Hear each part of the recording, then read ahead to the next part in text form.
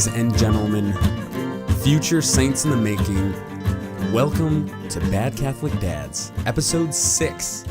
I'm here with my very, very good friend and father of 2, John Perez. John, great to have you on the show. How are you doing? Good to be back, man. After a crazy weekend, stressful weekend. Yeah, everyone's been going through stuff, you know. I mean, we were gonna try to fit this podcast in earlier in the week, and it was just not happening. Oh my goodness, that was so crazy. How's your weekend going? How's everything going? Dude, everything was crazy. Especially that day when we were trying to record. Mm-hmm. That was like I feel like so like I've been on spring break the past week. I'm a teacher, as the audience and listeners know, and we just had our Easter break, our spring break, and so it was lots of time with my family, which has been great. But also lots of time waking up every 2 to 3 hours for my newborn, and it was really hard. Like that week, on that Friday, Derek, when everything kind of like, I could tell you were getting stressed like crazy, trying to plan for everything. Or I think it was Thursday night, actually. Yeah, it was Thursday night because Friday was the day that I had to leave. And then for me, on my side, I think I wasn't used to newborn again. So it was like a huge, what's that word I'm looking for? Adjustment to it again.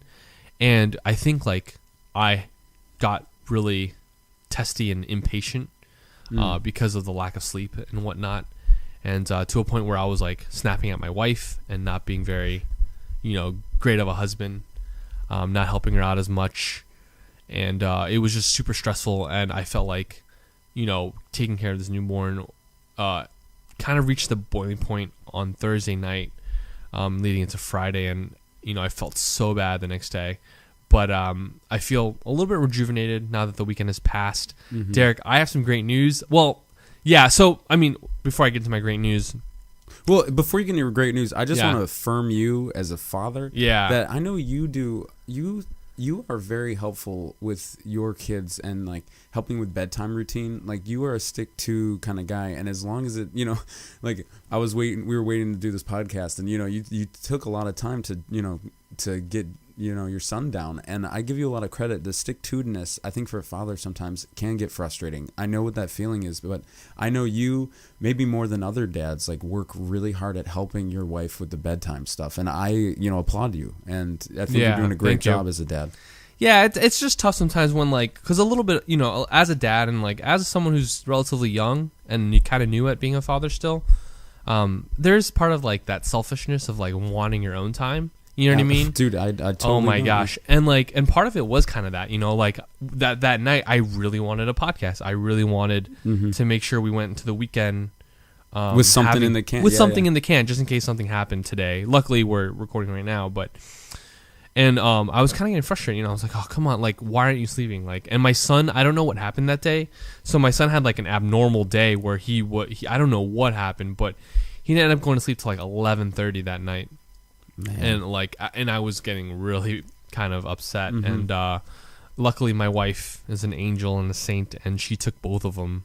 She was like, you know what, just get a little bit of rest, and I'll wake you up in a little bit, like 30 minutes, just like. And I was like, wow, like, that's awesome. Like, shout out to my wife, for doing that. She took both my kids away from me. She had to, because she could tell that I was getting upset and frustrated, and it's tough. Like, sometimes my son will sleep within a couple minutes, and sometimes he'll take like 30-45 minutes to sleep. It's just kind of like this routine we have, and part of it is, like, I'm gonna be real with you, like, we didn't really sleep train my son, so that's why I have to kind of like lay down with him and like kind of pat him on his back and kind of read a bedtime story or whatever I have to do. It's this whole like gymnastic routine that you have to, like, I mean, I remember we did a poor job putting our first to bed.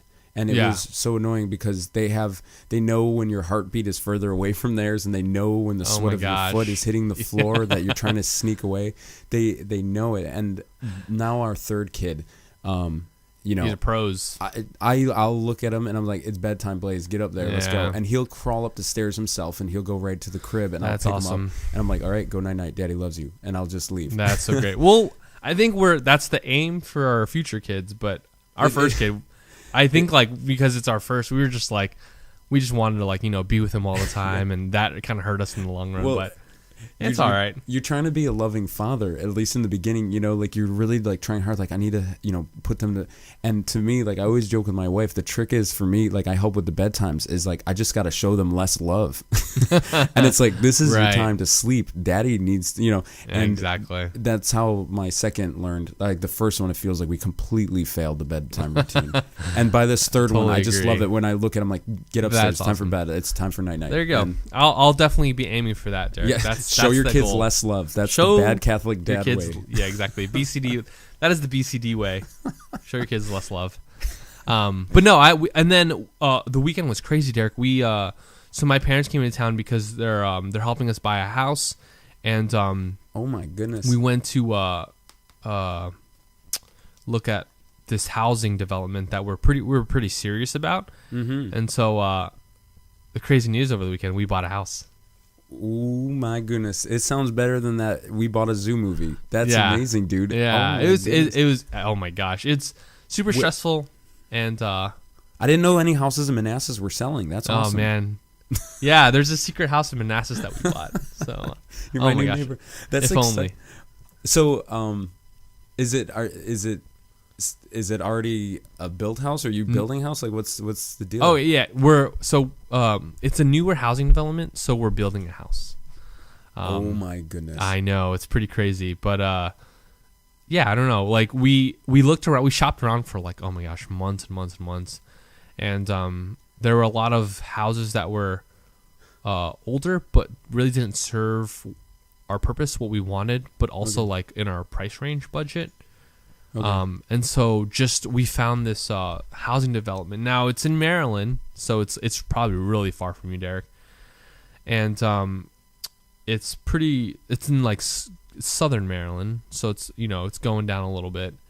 And it's a newer housing development, but it's starting to like, people are starting to notice it because it's Okay. probably like, It's on the rise. yeah, it's on the rise, but it's also like not too far from the Beltway. So it's like maybe 30 minutes, 40 minutes maybe, which isn't too bad for this area, right? And like I feel like if you have to buying a house in this area, Derek, is like, I'm sure you know, it's like you kind of have to go further away from DC to get a good price on a house, you know. Yes. So we felt like we make the right decision, and like with the price range and everything we wanted, being able to customize the house the way we want in our price budget, and How much land do you have, if you know, don't mind me asking? Like, do you have, like, is it a big plot of area? No, like, it's not. It's like your regular size, you know. Okay. But you'll have like a backyard and stuff. We'll have a backyard. And the cool that's- part is we have a forest in our like past our backyard dude. that can never be cut down because of the Deforestation Act. Yeah, if I'm correct. Deforestation Act. Yeah. And so that's pretty cool. We have a kind of little forest in our backyard. So yeah, no, we'll have a front yard too. Having and your own it'll be property, fun. dude, it was like it changed just like Oh our my family. gosh. Like it Yeah. was such a great thing. Because you guys bought a house, right? Yeah, we Like, bought a house. About, how was that for you? Like 3 to it 4. was so short. We were there, Derek, from 10:30 to 6 p.m. at night, like getting everything done, signing papers and everything. It was Oh my crazy. goodness! Yeah, doing all that there's so much paperwork. When we saw gosh. this house, because we were looking for a while, because our apartment was way How too long small. ago was this, by the way? Maybe about. Let me see. I think Avila was just born. It was about 3 years ago. Okay. Maybe I'd have to think back on that a little bit. Yeah. But it was incredible. And the moment we walked in the house, we knew right away. We're like, it felt man. like it just Yeah. felt like either Holy Spirit or we've been here. It was like this thing of like, this is it. It was very easy to make the decision. Yeah. Um, Same here. Yeah. it was just like, this is awesome. So, and then having your own, I'll tell you, man, it just changes the game when you have your own backyard for your kids. Oh my and gosh. like you're able to, you know, work on some like the landscaping stuff and like, you know, I'm excited. it's such a great thing. I'm so excited. I'm really excited for you guys. Thank you. Yeah, please pray for us. It's a long and difficult process. We are just beginning, so we have a meeting on Wednesday to discuss like the interior stuff, like Oh my goodness. cabinets and stuff So like that. that's gonna be so fun because So- you can start designing. Yeah. And my wife is an interior designer. That's what she got her degree in. So I'm Yeah. sure she's super excited. But yeah, please pray for us. And Derek, when the house is built, like it's gonna take us 6 months, Derek, That's so to build quick, this house. Yeah, I guess so. From nothing to Yeah, that is true. So we have some plans in order. We'll see. Our lease ends in July, so we have to figure it out because I don't think we can extend past this point. And Okay. I'll have to explain to you in like I don't really want to explain on the podcast why, Yeah. but we basically can't live in our apartment past the 6 months because basically they're gonna bump up our rent, All right. So and we don't want to sign on for like another year, because we're gonna move in like a couple months. But I'll definitely pray. Our So- listeners will help pray with. but that once this too. house is built, Derek, you guys have to bring your family out yeah. there, bring your sleeping bags We because could. it's gonna be a we can good sleep trip. in the guest room. You guys can sleep in the basement. We have a basement. We have guest rooms. Oh, jeez. It'll be cool. It'll be cool. I love it, man. I love video games Yeah. where you can design your own like little levels and There you maps. Like, go. it's the same thing, man. You get to like design your like house, dude. That's so yeah, exciting. it's cool. It's cool. You get to design it, and like you get to we get to customize it kind of the way we want and Yeah. what fits our needs. Like we're not having a dining room, for example. We're gonna make that the playroom. You know what I mean? Mhm. Like because or it's not gonna be an office or whatever. And so it'll be cool. So please pray for us. Yeah, Yeah. Derek, No, you went on a retreat this past Yeah. weekend. I mean, and in a way, I guess, both of our weeks kind of mirrored each other with like, kind of stress levels. I came back Thursday night after it was a longer day at work with just running just normal program stuff, and I came back at around, I don't know if it was like 10 or 11, I don't know what it was, and I was so stressed with our upcoming retreat that I was helping lead and I was doing music for, and we're bringing our teens to, which is, by the way, right near your, it's going to be your future stomping grounds. We were in Maryland. Yeah, where in Maryland? Is Camp St. Camp Charles. Where's Camp St. Charles I think at? I can't remember what the town was actually. It's like Honey, where's Newton Camp St. or Charles? something. Have New you heard of something. that? But It's in we were Maryland. down there. It was It's like probably it's like St. this little Charles. peninsula right off the Potomac. It's a really nice isolated area. Oh, we're our new housing. Speaking of the Potomac, our new house is going to be like right on That's near the exciting. Potomac. So it's That's probably cool. near because we're in Charles County, so it's got to be near us. Yeah, I'll look at a map sometime. But it'd Yeah. be cool if we I'm were looking like it up in the right same now, kind of actually. area around the same I time. bet you it is. How long did it take you to get there? We hit traffic on Friday too, but it takes about an hour and a half. Okay, But that sounds that's- about right. Again, by the that's way. from Vienna, Virginia. But that Thursday night, I mean, I was thinking about all the stuff I had to get ready and get done, and it was just like time was running out. I was tired, and Bethany was, my wife was just saying like, just get some like kind of sleep and rest. And I'll tell you what, I felt like when I was like, John, I can't do the podcast tonight. Like, Yeah, I won't be able to focus that well. that's okay. That And- was totally fine. I mean, I and- understood too. And sleeping that night, waking up, I felt so much better for the things that I had at hand. Dude, that is so far. By the way, Yeah. where you went, it's like, did you have to go across the bridge? Like across a bridge to No, get to the peninsula? I don't. No, it wasn't. There was some kind of bridge. I don't know. It wasn't. Was it on like? It was on. Ooh, it was on a river. It was near the Potomac, from what I understand. Is it Because I found it. I'm pretty sure this is it. Yeah, this Is it Camp St. Charles? is it Newburgh, Maryland? Yes, that's it. Okay, so that's really far. That's not as far as us. And that's the complete opposite direction of us. Okay. That's probably like way more south than us. So Okay. we're like a little bit north, maybe like another hour and a half up. Okay. Because it's so. And so like that Friday, we went up with and we had the retreat that week. So it's this camp kind of thing, and so like I apologize to the listeners if my voice gives out during this. Like I have like lost my voice just in Oh my between this gosh. retreat that I just came Hang back in from. with us, listeners. And tomorrow, I have another big event that I'm having planning and doing music for. So I I'm can't like, believe you have work again tomorrow. Yeah, Just dude, no, I would it's like expect you planning- to have like the day off or whatever.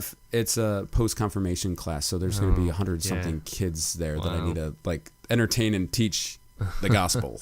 So Right. But I mean, I'm really blessed to have this job, and the retreat was really good. My brain is kind of zapped because of all the creative things you have to do. Like I wrote the theme song for our retreat and everything, and Nice. it was fun Did to you have play that. music? Yes, yeah, I Okay, I cool. led the worship music. I did Nice. adoration and stuff like that in mass, and it was a really beautiful experience. We lost power during it, which kind of upped. Like it's just you have to kind of really think on your feet with this stuff, with all these high schoolers. But it was a good retreat. So today I was just like, we got to make sure we get this podcast in because we got to release this tomorrow. on Monday. Yeah. I mean, it's important. Mhm. Thank And you. It was I don't know. I felt like the gospel this weekend was like perfect for just like a lot of stuff, especially what we're going to be talking about today. Right. And audience for episode 6, we're going to be talking about silence. Derek, And- can I just say one thing before we start? Yeah. I was really inspired by the reviewer. So we had a new review, Oh, okay, cool. and I'll shout him out, or shout that person out. Bless at the you, end. Fatima. Derek says, "Bless you, Fatima." Probably picked up on the mic. Yeah. Yeah. That was a good, healthy sneeze. There's Yeah, nothing no, my wrong with wife that only one. has healthy sneezes like that. Yeah. So, I was really inspired because the way they said the review is like, they said that it felt like they were here with us, hanging out with us, just talking about like whatever. Oh, that's really good. I like And that. I was really inspired by that because that's really what we want the show to be about. You know, Yeah. we're all just hanging out. Like he was like, even though it's through a podcast, so I was like, yeah, that's perfect. You know. Yeah. And contrary to popular belief, like my friend came over tonight for dinner. We had a good friend of ours come over for dinner, and she was like, "Oh, I listened to your podcast, very awesome." And she was like, and then I told her, we were gonna podcast tonight, and she was like, "Oh, is he coming over?" And I was like, "No, actually, we all do it through Skype." So I think a lot of people think we're together in the same room, but contrary to popular belief, we're actually not. Pulling back the curtain, but no, like we want this to be a time of hangout. Like we just have fellowship and hang out, even if it's on a podcast. You know, don't like feel free to just like believe that we're all just hanging out because that's what we're trying to do. You know, we're trying to converse with each other and hang out with each other, even all through a podcast and pray with each other and stuff like that. So. Appreciate your review and keep them coming, and you know appreciate your kind words and stuff like that. So yeah, and I know we definitely thank God for the engineers and people that put together this technology, that these wonderful microphones that we can speak through, and the computer system that we can record, and like the awesome internet and Skype that helps make this possible. I'm really thankful for that. Constantly on a daily basis, I'm like, technology, Google Drive. This weekend with the power going out, I relied so much on that to send this information to someone to print up to have sent to us because we had priests coming to hear confession. Oh my gosh! And without that technology, I wouldn't have the papers to help the kids read for like adoration, to do the Tantum Ergo and stuff like that. So, I mean, technology, we are really blessed, and sometimes I take it for granted. When you lose power with a bunch of high schoolers, you start appreciating the things that. Oh my gosh! Yeah. 100%. That's really good. So yeah, I told my wife today, like when I came back, when we had a quick dinner, and I was like, I'm going to be doing the podcast, and she's like, "Oh, what are you doing it on?" And I'm like, "Oh, we're going to be doing it on silence." And she was like, "That's weird, a podcast where you don't hear anything." And I'm like, "No." Wait, no, she really said that? She did, and she was like, because at first she thought we were talking about a silent podcast, and it was like, yeah, that would be an easy one to record. We just, what we should do, Derek? Well, this other podcast that I listened to used to do these like silent, they call them pregnant pauses, like where they would just be quiet. And the listener would always think there's something wrong. So they'd always like 5 seconds later, they'd be like, "Hi, I got you." Like you probably looked at your phone. It was like really funny. Like they got me so many times. I hate those scumbags on their voicemails that you're like, hello, Yeah, and then you're like starting to talk, and they're like, okay, leave a message after the beep. It's like, that's such like a 2000 and like 2000s thing. Like the good old times when you called home. Oh my god, when you actually called people, Derek, on their phones. So I've had the same voicemail message for a long time, and it's just like, it's something I haven't listened to for a while, but I have not changed it in like 7 years, and it says it's something like, "Hi, this is Derek, keep it fresh," and then I just like, oh my gosh, that's awesome. I've just left it there. So I'm scared now, like to just do it. I just do like the robot, voice messages, because like so much like professional people call you and stuff like that. I used to have a voicemail that said like, "Hey, what's up? This is John Perez. Leave a message after the tone. I'll catch you later." You know what I mean? Like, I don't know. Like, and then when I got older, I was like, I need to keep this a little more professional. At some point, just give it. Have you heard my voicemail? Just at some point, I'll have to give a call and just I won't pick up, and so you can. No, hear we'll what have it to is. call it. We'll have to. We'll call each other. You know what I'll do, rate Derek? each other's during a voicemails. random moment in this episode, I'm gonna call your voicemail. Okay. And just don't pick up, and the All listeners. right, I'll ignore you. That should be easy, right? Yeah, it should be very easy for you. Yeah. So so what we wanted to talk about, and I feel like, honestly, like I thought this would have been a good Holy Week kind of thing to talk about. But after this Sunday's gospel about doubting Thomas and how physical that is, where, Christ is saying, put your hand on, my hands and put your hand in my side. And I think it covers this perfectly. So that's what we wanted to share with our audience, is like our reaction to the movie Silence and also the book. And I want to preface this by saying, like, we're not going to spoil the ending of this, but maybe it'll be something that'll make you interested in either watching the movie or reading the book just to see it. I wonder, like, this is a interesting episode, because anytime you do like movie reviews or book reviews, it's like if you go into spoiler territory, then a lot of people tune out, and I kind of don't want that. So No, I don't, exactly. I don't want to do that either. I do so not. this want will just to be like an overall kind of thematic, I guess, discussion on the book. I guess. And that's the thing too that I want audience members to know that when we talk like, about don't tune movies out. and things- Don't tune out yet, Yeah. please. Like, I am so against spoilers. Like, there are many trailers that I do not watch because I Oh feel my like gosh. the trailers are enough to spoil a movie for me, and I Batman don't versus like doing Superman. that. Yeah. Gosh. Yeah. So, I want that to be, and what we're going to do is just talk about our thoughts on the movie. And I wanted to talk a few thoughts about the book, and just read a couple excerpts that maybe can start the listeners thinking about some of these things, because you don't need to watch the movie, but if it's enough for you to be interested of like, oh, the book sounds interesting, or the movie actually does sound more interesting. Again, John and I know that when we talk about media, it's very subjective, because certain things, people are going to like certain movies when other people, hate it. And that's obvious. We live in this day and age in the internet. You look at any comment section, you'll see the disparity between like all the comments. But that's the thing, like, we want to give our, opinions on the movie and what struck us, because it might be the best movie you've ever seen, or it might be the worst movie you've ever seen. But if you can get something positive for it, or say, what you like thought of it, is a really good discussion to have, I think. And so John, I'm going to ask, I think we can, do you want to start with like the movie, just kind of talk about it, like when we saw it? Well, I'll just say this, like, I only watched the movie. I knew it was based on a book, but it's harder to read a book nowadays. Speaking of books, please join us for our BCD Squared Bad Catholic Dad please. book club discussion. Hit us up with some book recommendations. We're going to start in about a month or so. So definitely hit that up on Twitter. But no, like, I didn't read the book, Derek. Like, so all my knowledge just comes from the movie and what I saw on TV. Yeah. So what I'm going to do, just for the listeners that have no idea about Silence, I'm just going to read. It's not spoiling anything, but this is just on the back of the book, which I feel like covers what's in the movie too. And it says, it takes place in 17th century Japan. 2 Portuguese Jesuit priests travel to a country hostile to their religion, where feudal lords force the faithful to publicly renounce their beliefs.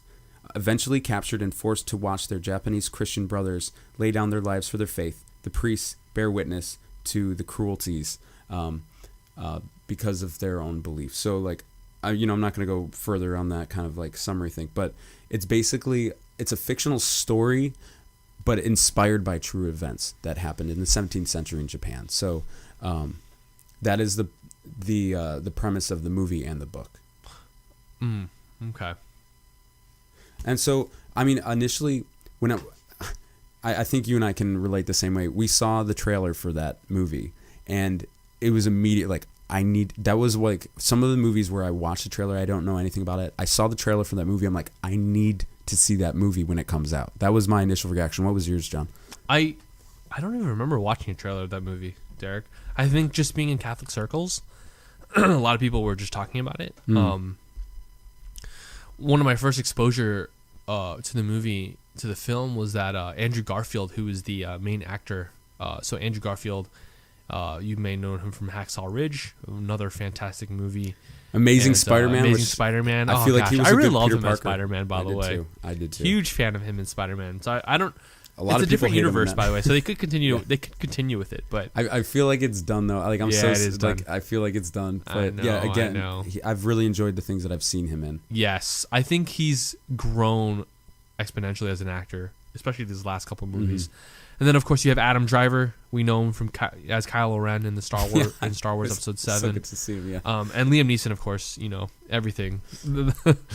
And everyone's favorite wildling, Mance Rayder, is the other priest in Portugal. I think that is like the head. What? Yeah, yes, he is. It's yep. Mance. Yeah. Now it's I don't know coming back his to me. name, but I know him from Yeah, Game Mance of Thrones. Rayder. Oh my gosh, I was actually just watching. I wanted to catch up on not catch up, but rewatch season 6 again, Derek. And Okay, I yeah. got to watch a couple episodes.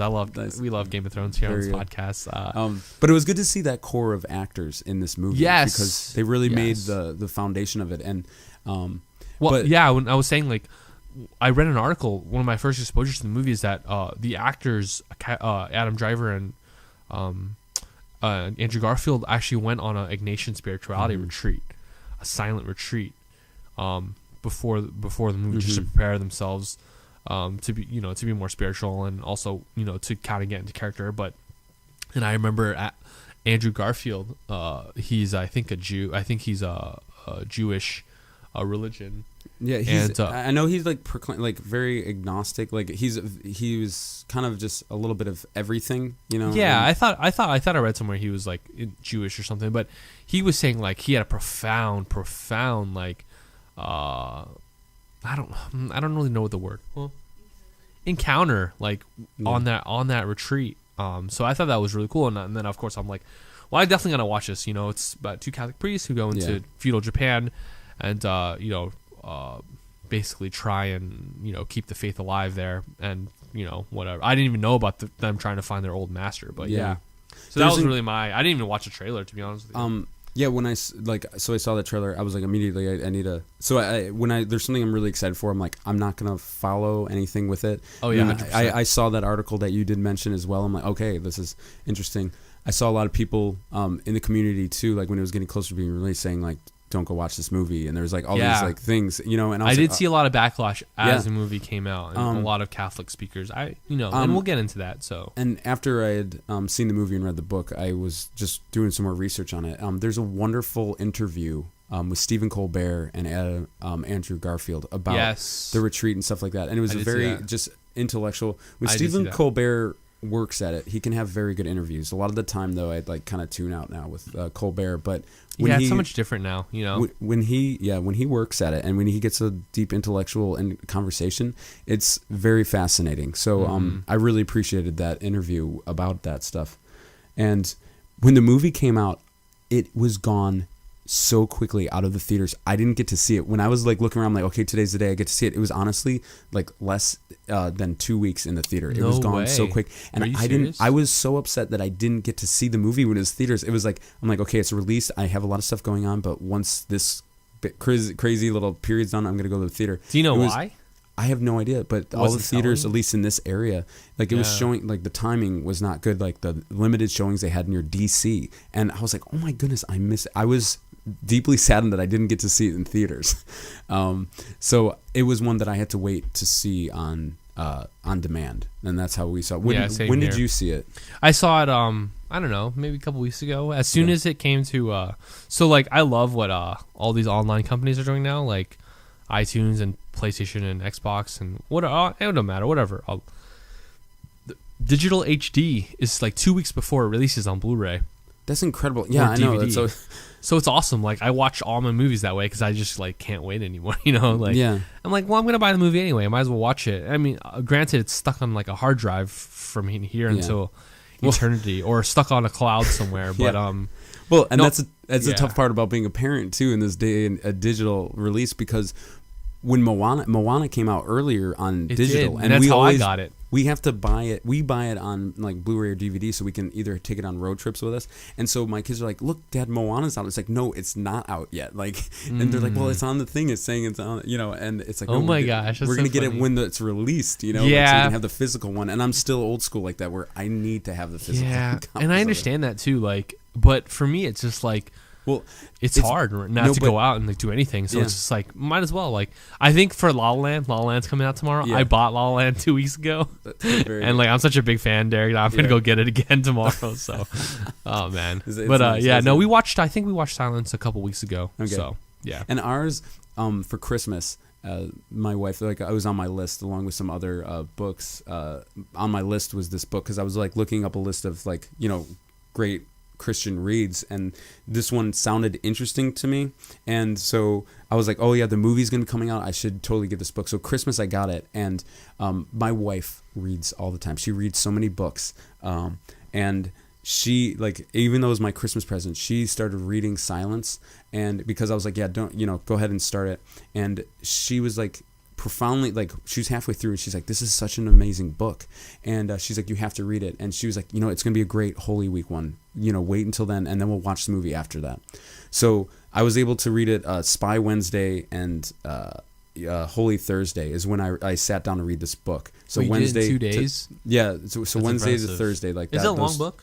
It's it's like, what is it? I'm holding it right here. It's 200 and it's like 220 pages total. Okay, so not like No, and the extremely writing long, style but, is like, very commitment. fluid. So Yeah. I read it, and then Holy Thursday.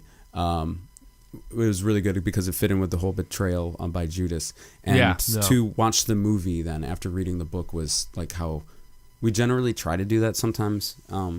But yeah, at the same time, like I know that some movies, like in my opinion, Fellowship of the Ring for Lord of the Rings, I love the movie, the first movie, so much more than the book. And like to me, that makes the whole Lord of the Rings thing. So there's a lot of times where I feel like the movie is, I don't know, maybe better than the book. yeah.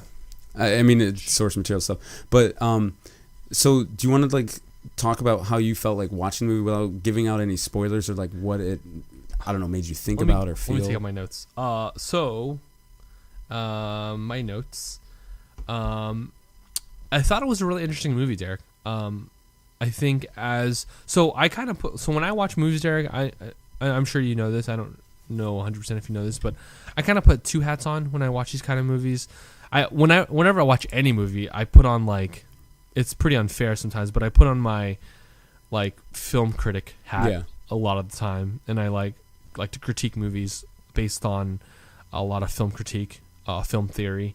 I did get to study that in college a little bit, so that's kind of why. But this movie, these kind of movies, Derek, I kind of put that hat on, but then at the same time, I've also put on my like Catholic Christian hat in a way that I'm like watching it and trying to understand the characters through a lens of faith, which I think a lot of film critics don't have, unless it's like a dedicated site, like I don't know, National Catholic Register or something like that. But I kind of like the movie. I like the movie, but I thought it was also interesting the way they portrayed a lot of the faith in Japan.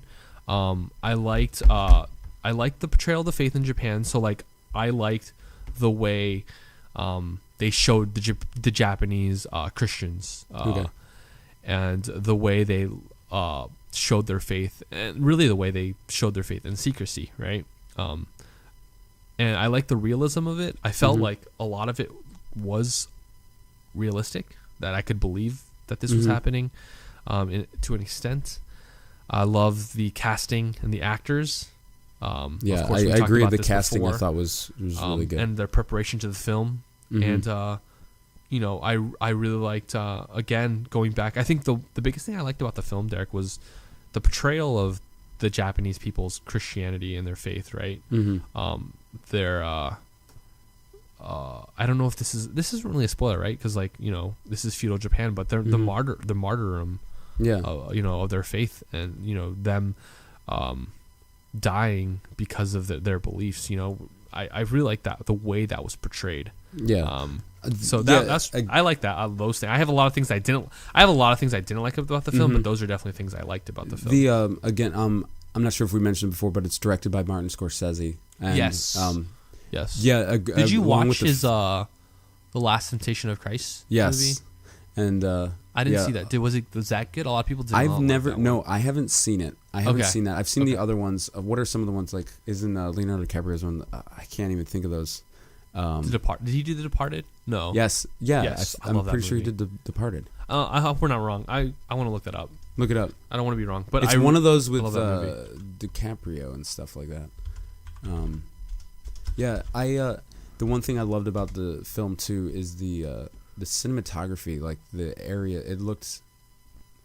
It really, and I think that tied in with the book too. No, he did Shutter Island, which I really liked.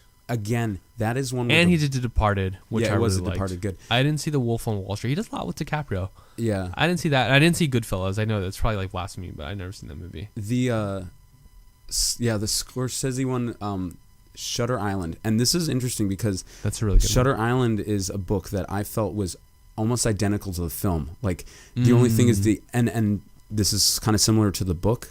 The book and the movie are a little bit of a different ending.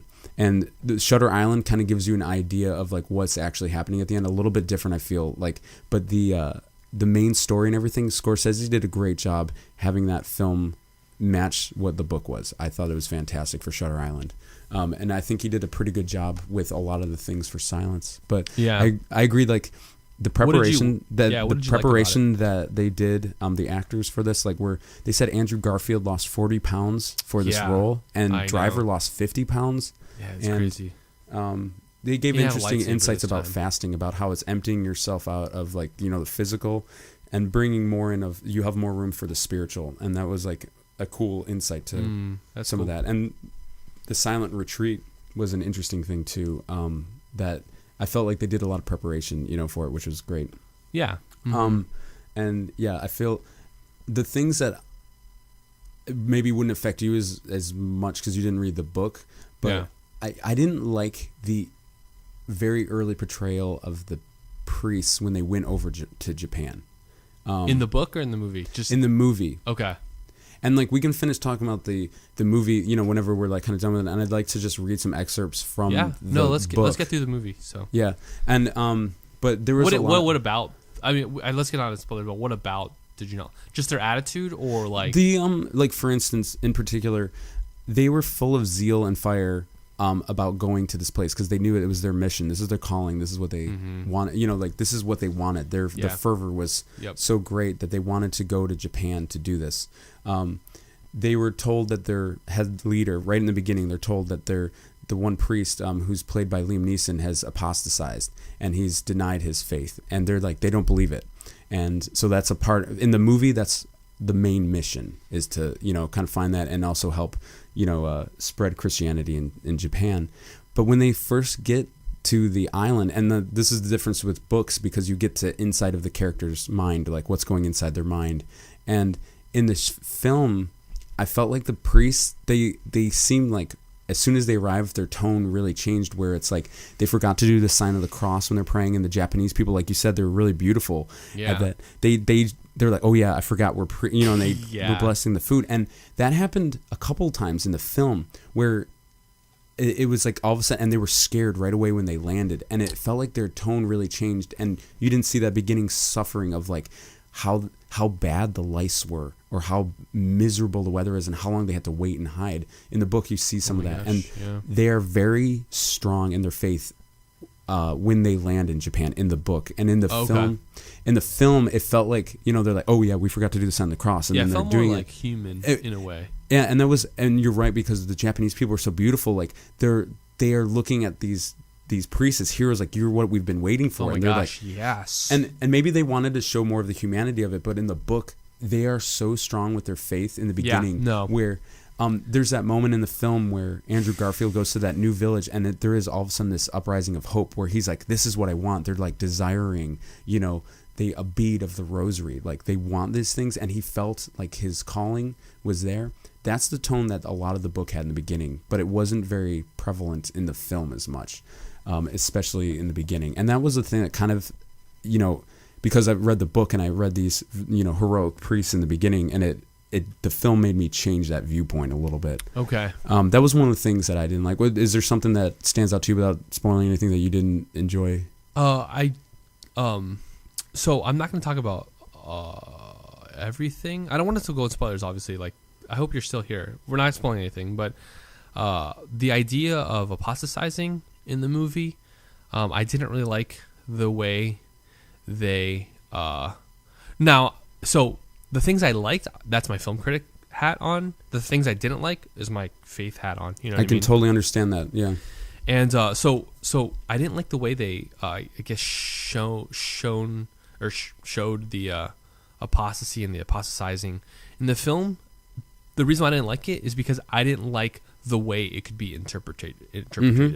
I felt like someone who isn't into their faith watching the movie could be like, oh, like it's okay to like. I felt like the gravity of apostatizing wasn't fully shown in the film. Like it was just like, step on this icon and it's okay. Like it'll be okay. Like it's just stepping on an icon. Where I think to us as people of faith, I think there's such a gravity to that I don't think it should be taken something like lightly the way they showed it in the film.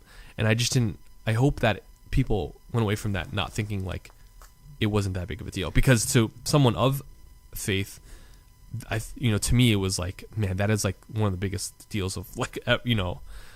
So I don't know. I didn't. I agree with what you're saying. This if you are someone that is struggling in your faith right now and you're really searching for answers, that's not a bad thing. Like, to doubt, like, these are good things for faith. It means that there's a change coming up in your life, and God is preparing your heart for something that's going to happen. And I agree, like, this movie, if you are very weak in your faith right now, or you're like really struggling and searching, I feel like this movie could do a detriment to you, like kind of like you were saying, because I feel like you need to have a grasp, like having any doubts is like any believer is going to have some doubts on their faith. Yeah, of course.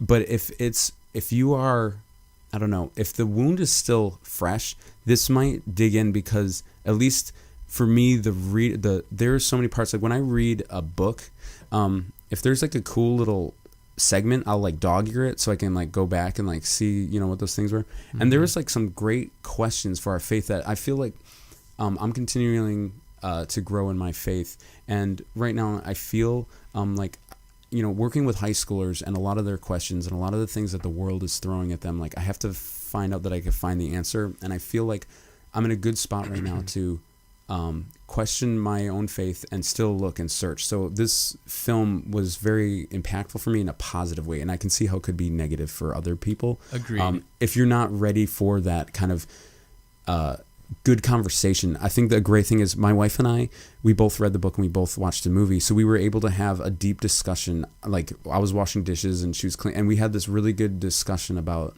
what it meant to us, and we both had different viewpoints on it. And that's, I think, a really good thing with anyone that you discuss film or movies with, is that you can see others' points of view. And I appreciate what you're saying right now, John, with that, because I agree with that. And yeah, it is upsetting if you are viewing it as a Catholic, yeah, exactly. And I think part of it is like, if I watch this film just as it is, as face value, like it's a pretty fine film. I think it showed an awesome story.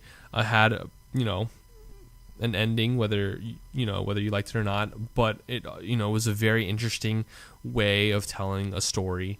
But as a Catholic, it was deeply, I think, disturbing at some points. And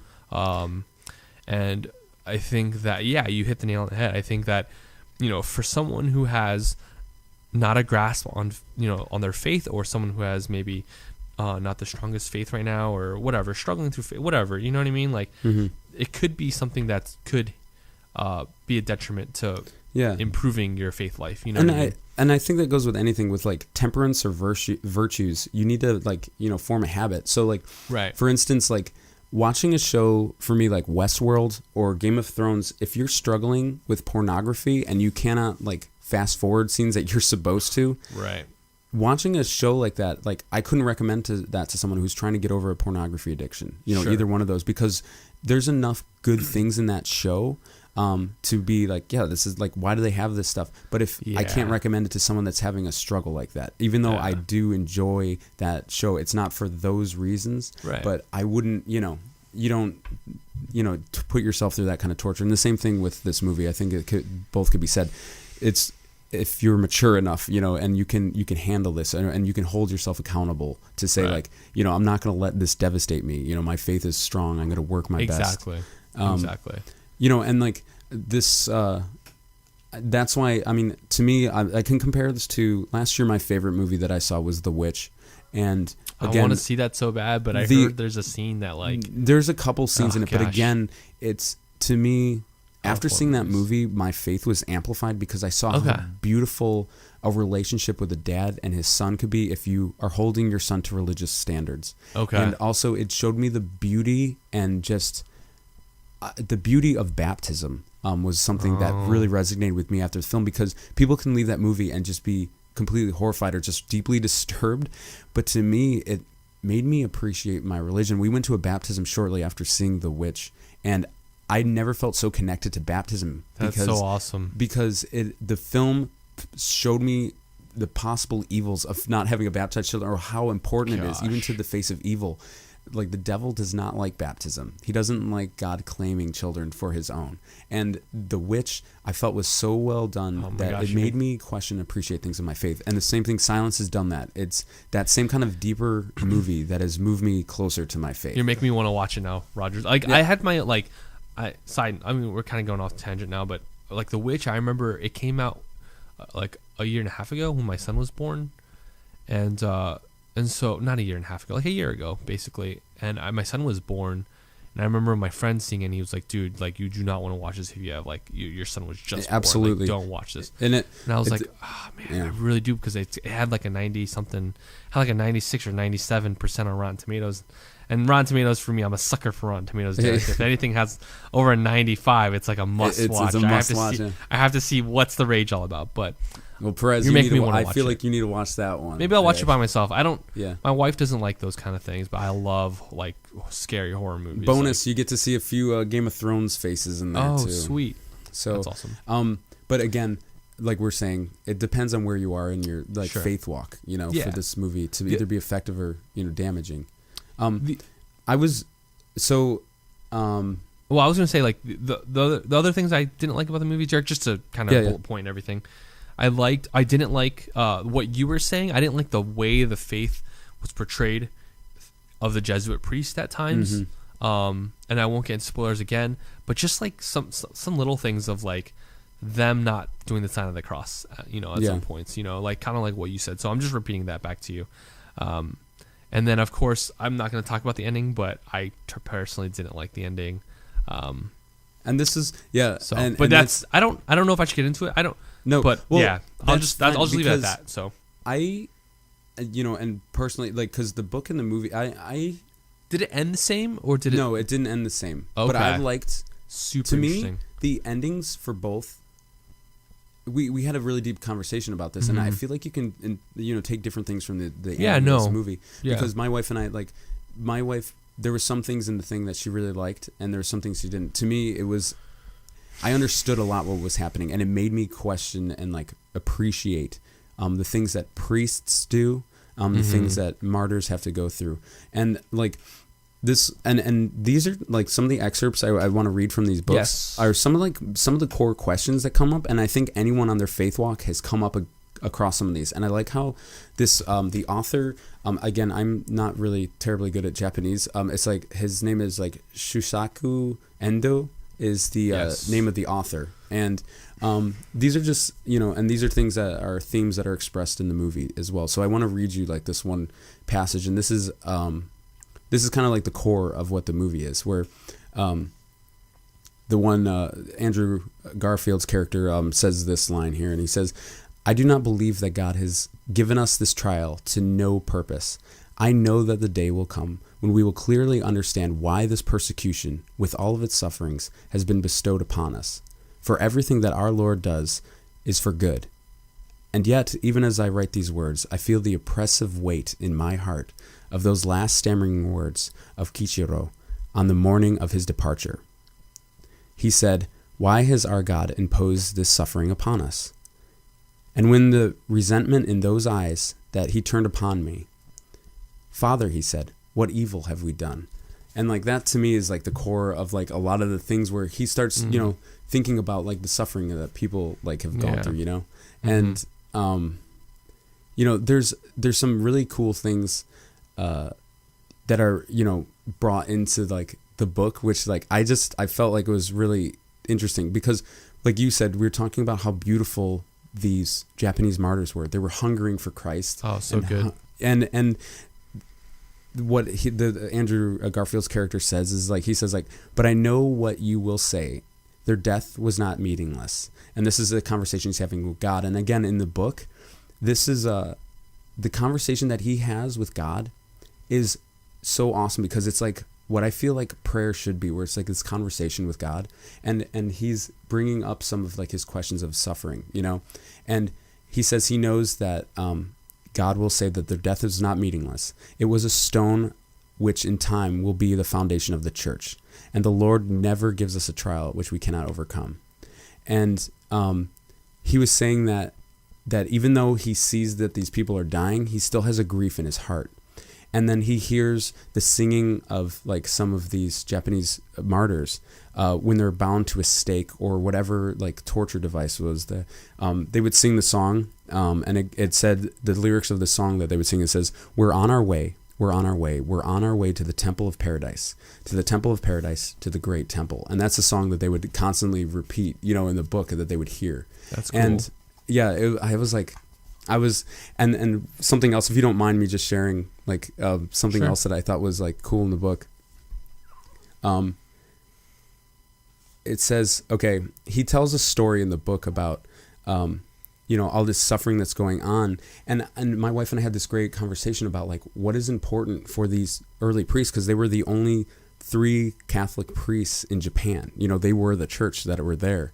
And, it says, he was struck with like possibly abandoning the village, and he was pained about thinking about leaving this village. And he says he was told the story about a Franciscan priest who was escaping a martyr's death, had carried on an underground apostolate, but then he had given himself up at the castle of the feudal lord. And because of his momentary rashness of giving himself up, the whole underground work of the mission was impaired. And the safety of the Christians were jeopardized. And so it was saying that this priest, it's more, the moral of the story about this one Franciscan priest that they were talking about is like is that the priest doesn't exist in order to become a martyr in these areas, but they feel like the moral of the story was about preserving his life in order to flame the faith so it won't die when the church is persecuted. And to me, that was like the cool, like underlying discussion that my wife and I had, is about, for these people, like martyrdom sometimes is a swift death. That from when I was a kid, I would believe that martyrdom was like your head gets cut off and you died, with God as your last thing on your lips. And it was quick. It would be painful. And I feel like, a lot of us be like, yeah, that would be the way to go, to die for your faith. Like, just like that. But the thing that is really interesting in this movie and in the book is that there's this suffering, and that the Japanese had figured out ways to torture people, just enough where they can keep them alive for days. And it brought like a lot of memories, of like Jesus, what he went through in the crucifixion. Right. And it wasn't like a swift martyrdom. It was like this suffering. And the question is that I'm sure that these priests and holy people were like, should I be dying for my faith and like cutting the roots off that are supposed to grow? Because in a way, these people needed someone to help lead them, And also in the book, which I thought did a great job, is that one of the characters, comes to the priest and is like, he's just sobbing and stuff like that, and he talks about that one of the people, he's like, he's strong like a shoot. But a weak person, like this one character that's talking, will never grow no matter what you do. And he feels like and I think they mentioned this in the film. They did. That if they were born in a different time period, like where there wasn't persecution, like these people that apostatized, that gave up their faith, if they were born in a different time, they would have lived a beautiful life, a good holy life. But because some people are weak, they would give up their faith in this time of great conflict, and the strong people would die, and you would have a lot of these weaker people that would survive. And they're just saying like, why did God choose these moments for these people to like give up their faith? And I really enjoyed thinking about that question about like the strong, at least in our faith, if you're strong to your faith, especially early on, you would die, and it's hard to carry on that legacy, because some of the people, I'm not saying that everyone survived back then was weak, but like a lot of the people that gave up their faith because they're afraid of dying, or others around them dying, they would keep living. And that was like a very interesting thing to me. I thought about that too. Based on, the time that they're living. And I think also like one of the things that comes up in my mind is, it's not only time, but place as well. You know what I mean? Like if they lived, I don't know, in a different country where Christianity is more widely accepted, they would have lived a beautiful life. You know what I mean? Yeah. And I think, for listeners and the audience, I want us to think about like this movie. I think the one thing the one thing that I got out of this movie is how blessed we are to live in a country where our faith isn't persecuted on a daily basis. Absolutely. And, I mean, and I was just thinking like, how beautiful is it that I can literally get up, go into my car, drive to my nearest parish, go into, go inside and just pray for hours if I want to.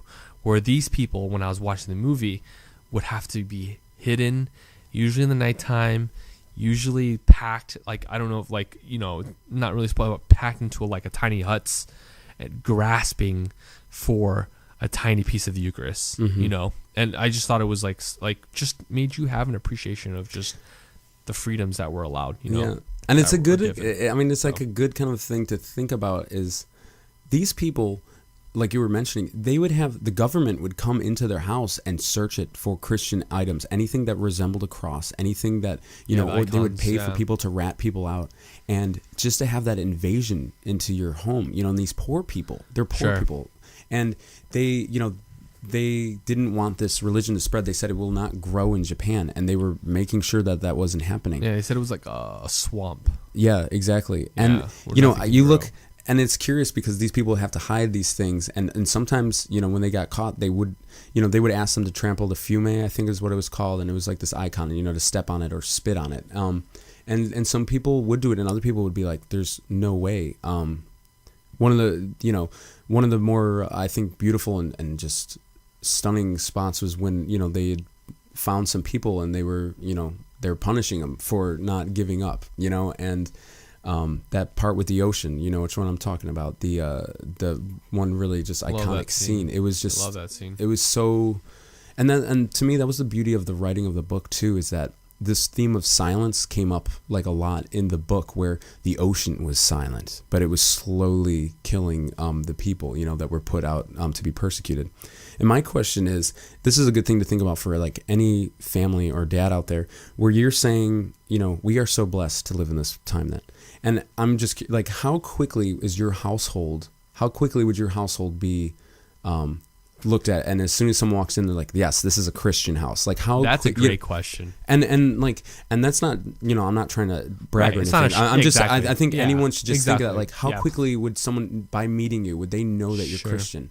And by the way, just talking, or in public, like doing the sign of the cross before you eat a meal in a public place. Sure. We feel like sometimes that it might offend people, and it's like, when I think about these Japanese martyrs, I mean, it's incredible. And to me, like, the story is very interesting about these priests, and I got a lot out from their story. But the thing that really spoke to me, like you were mentioning too, is the heroic, beautiful faith that these Japanese people had. They were saints. They're saints.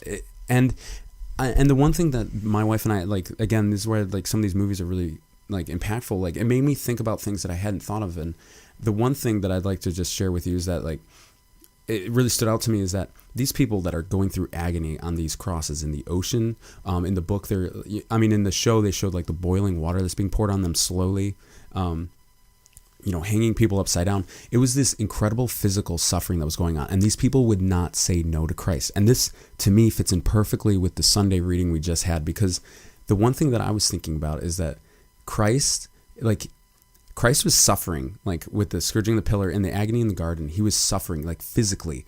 And the thing is, Jesus knew what he had to do. He knew what he had to do. He knew the outcome. He had the relationship with the Father. It was incredible. It's something very mysterious to our faith, you know, like how close he is to God. Like, he is God and man, truly. And Christ suffered, and he agonized, and he asked God to, you know, take the cup if possible, but otherwise he'll do his will. Christ suffered so much, and he knew what the ending was going to be. You look at the apostles. They had the ability, you know, the apostles are incredible. They're the original OGs, right? Yeah, I know. And cool, by the way, working with high schoolers is great. Here's a cool dad life hack, okay, for everyone. OG bad Catholic dads. Yeah, OG stands for original gangsters. Yeah. All right, so you're talking about Dr. Dre, Ice Cube, Eazy-E, you know, all those guys. Yeah. But so the apostles are, they're the OGs. They're the original guys, and they had the ability to live in a time where they saw Christ. They were able to, you know, deny Christ, question him, but still be forgiven. And they put the hands in his wounds. They saw him resurrected. And we see the church continued on because of their beautiful faith. And, you know, they knew Christ. They knew the ending, so they died for the faith. And again, that's beautiful. But when I look at these Japanese martyrs, they did not get to see Christ. They did not get to see the disciples. These people were dying on pure faith alone. And Christ told us today in Scripture, like, blessed are they who do not see and still believe. Mm-hmm. And to me, these Japanese martyrs and anyone else that died for the faith without seeing Christ directly, those are the people that inspire me the most, because I'm in the same boat as them. I didn't get to see Christ crucified, and I don't have that immediate, like, I touched the actual living, speaking God. I didn't get to see him suffer on the Christ. I get to relive that through the Mass. I get to see the real body and blood of Christ. I get to receive that, but I didn't have like that super reassurance. And that's the thing that I'm so thankful for like this movie and this book, is just this idea of like, we are inspired. And when you look at the saint stories, we have so many beautiful things to look at that directly speak to this gospel that we just heard great, today. Segue into our Bad Catholic Dad Saints Challenge next week. I know, I'm excited, right? That's gonna be so good. We're gonna talk about saints next week, so tune in for that one. But yeah, no, I totally agree with you. 100%. So yeah, I like those were some things that, you know, I don't know, I just really appreciated with this. Thank you for sharing. That was good. Yeah, yeah. Go ahead. No, go ahead. I was just gonna wrap it up, but yeah, no. So yeah, like, and I want our, you know, the BCD squared to be something similar to this, where our audience is like, you know, Derek and John. I read this really good book, and I'd like you guys to read it. We would really like to share in the conversation. Maybe you can tell us like why, you know, we should read this. And again, Silence to me was a great book because it was an easier kind of read, and it was about 200 pages, cool. which is attainable. Yeah, no. I don't know if I'm ready for Thomas Audiobooks. Aquinas and the Five Truths. Oh Like, I don't know if I'm ready for a big, thick book like that, but we would love to share a discussion and share like a book that we can read at the same time with all of our listeners. Yeah, no, I think this is kind of what BCD squared is going to be. You know, it's going to be part discussion, part review, part just, you know, whatever. Mm-hmm. But if you enjoyed this episode, I think you're definitely going to enjoy our BCD squared episodes. So please, you know, check us out on Twitter there, and, you know, hit us up on there. But Derek, wrapping it up, so the book versus the movie, what were your kind of overall thoughts? I personally, I felt more spiritually attached to the book because you got to see the insight and the inner questions about, you know, just like bigger faith questions, which I didn't really spend time thinking of. Like, you know, did Christ love Judas? You know, what was, you know, his response of like, you know, if you're going to do what you're going to do and do it quickly, like, did he say that in anger? Did he say that in love? Like, it was good things to think about for my faith. And the movie did a great job as they had to move the story along. But the key thing with this book, Silence, is that I felt like you got an insight to some of these questions of the faith and how beautiful it was for like a lot of these priests and all these people. So I personally, on a spiritual level, enjoyed the book more than the film. And overall, to me, I like the movie. Again, wearing two different hats. I like the movie overall. It was an interesting story. It was very wonderful to see the Japanese Christian faith during this time. I'm a super huge history buff, as you know, Derek, and I love the nature of the movie and the historical aspects of the movie. But you know, I like the movie, and I think it's worth a shot to watch it, especially if you like more deeper films. Again, I think what we were saying in the beginning, beware of the movie, especially if you're super into your faith. It might not be, I guess, you know, it might not be a happy-go-lucky film, but it definitely is an interesting film to watch, and especially for the Japanese faith and their heroic faith that these saints, they're now saints in heaven. You know, it's such an awesome thing. So definitely check it out. So yeah, that's pretty much it. Awesome. Yeah, no, thanks for I think it's a fun thing to just look at both, like these, you know, ways that we can entertainment, you know, like it can be really powerful sometimes, either through film or reading and discussion. I think is just really important. This podcast can be, it's really on anything, right? It's like all on the faith, but it's also, me and Derek and we love movies, you know, so I think there'll be a lot of great episodes like this too. So hey, some shout outs. Do you have any shout outs? I think mainly, I think you and I can both agree, like last week Thursday, to our wives. Oh my gosh. Helping keep it together. How'd your wife do without you this weekend? She did really good. She took the kids out to this one Chinese like buffet place by herself with the kids, and she's really brave. They seem to have a good time. That's great. I don't think I have any official shout outs through the Twitter. Let me just check the Twitter real quick. Again, shout out to anyone who's been giving some kind words. My friend Beth, she just came over tonight she gave us some kind words. Anyone who's retweeted us, talking about us, any kind words, guys, that you shout out to us. I think. Oh yeah, there was someone on the Facebook page. Yeah. Was there? Oh yes. They mentioned they knew my wife Bethany back in California. Do you want to pull that up or? Yeah, I'm gonna pull that up right now. Yeah. While he's pulling that up, I just want to say I think you guys are really, really going to enjoy the next couple episodes.